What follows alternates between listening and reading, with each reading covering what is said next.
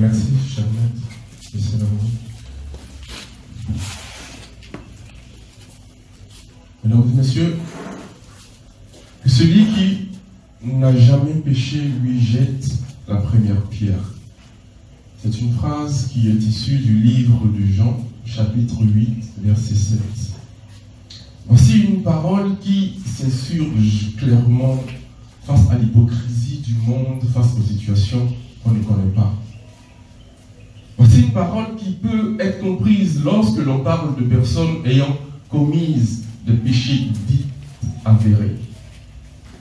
Mais mesdames et messieurs, lorsqu'une personne naît avec un handicap, il est clair qu'elle n'a point choisi, et de ce fait, la société dans laquelle elle est arrivée, dans laquelle elle fait son entrée, a un devoir moral envers elle. Celui de la prendre en charge d'un point de vue médical, d'un point de vue éducation, d'un point de vue social, afin de construire une personne indépendante, à même de contribuer à son propre épanouissement ainsi qu'à celui de sa communauté. Aujourd'hui, je vous parlerai de Édouard.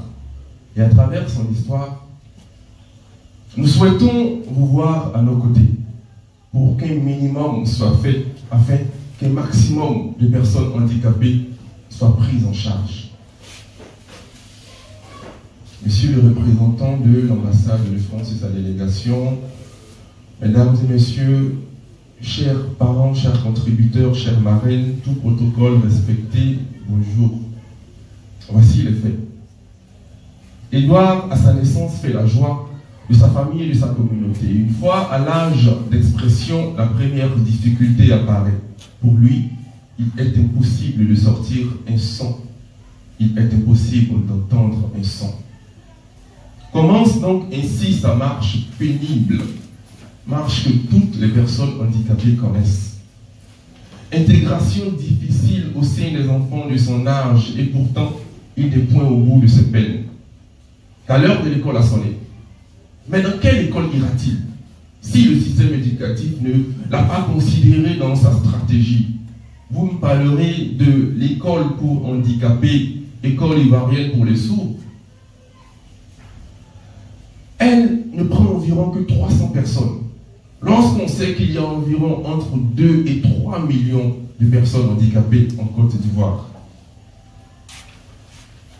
Mesdames et messieurs, si Édouard n'a pas pu aller à l'école, s'il n'a pas de chance, du moins il ne pourra pas faire partie de ces 300 enfants qui entrent dans cet établissement. Il est donc clair qu'il n'aura pas d'éducation. Que deviendra-t-il?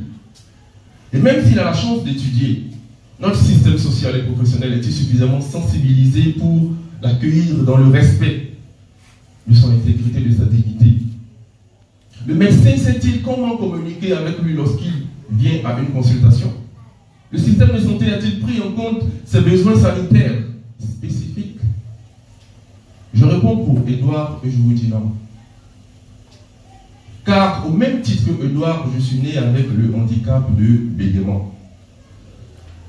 J'ai vécu ma différence et mon handicap tout seul avec l'assistance de ma famille. Pour être inclus dans le tissu, j'ai dû me battre. Aujourd'hui, des organisations telles que l'Organisation nationale des parents pour handicapés auditifs de Côte d'Ivoire existent et font de leur mieux pour accompagner nos combats. Chers bienfaiteurs, mesdames et messieurs, les handicapés ont changé la face de ce monde. Ray Charles est un artiste hors pair, c'était un pianiste. Il était aveugle depuis l'âge de 7 ans. Mimi Mati, qu'on connaît sur les petits écrans comme étant, si je me souviens bien, l'ange gardien, est atteinte d'achondroplasie et pourtant c'est une excellente comédienne. Beethoven, celui dont on parle aujourd'hui encore, le génial compositeur, était pourtant sourd. Juste pour vous dire à quel point chaque personne a sa place dans ce monde. Chacun d'entre nous mérite qu'il lui soit accordé un minimum d'attention, un minimum de soutien. Je ne prendrai pas mon exemple personnel qui pour moi est un secret de polichinelle. Je suis belle. J'ai pourtant réussi à devenir champion d'art oratoire au niveau national, au niveau international. jusqu'à arriver pour la compétition Afrique et Moyen-Orient champion. Juste pour vous dire à quel point ce type d'action mérite toute notre attention. Ce type d'action mérite toutes nos contributions. C'est donc sur cet appel qui, j'espère, ne point entrer dans l'oreille des sourds, que je clôt mon intervention en vous disant merci d'être à nos côtés et merci pour tout.